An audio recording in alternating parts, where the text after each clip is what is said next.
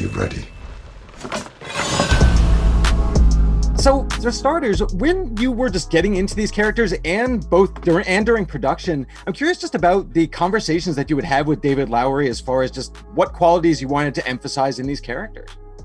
I know for my part, David would send me clips of old British actors, and I found myself going down a YouTube wormhole of watching old, well-known British actors being drunk on talk shows, and I was like, all right, this is where my source material is coming from. I'm going to be that guy that's going like 5 sheets to the wind into an old school talk show.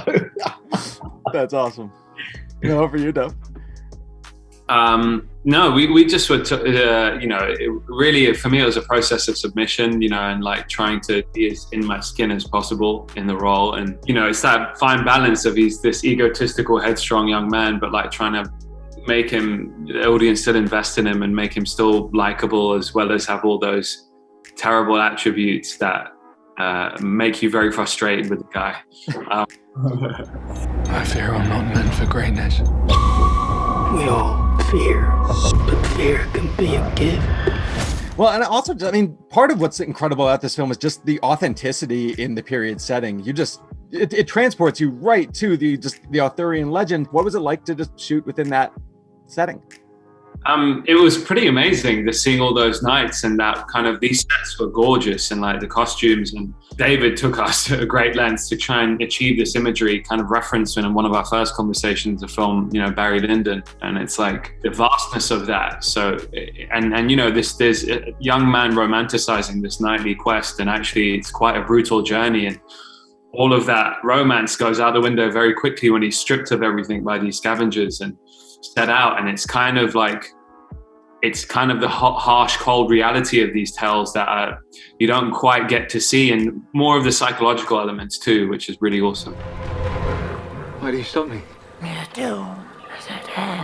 And actually, for you, Joel, you just had the experience of working on the digital backlot for the Obi-Wan series. Like, how would you compare and contrast the experiences? Because I imagine they're completely different. Well, I'm yet to go and participate in my section of that, so I can't compare. But I can say that, the difference between standing in a real life forest or shooting in a period castle.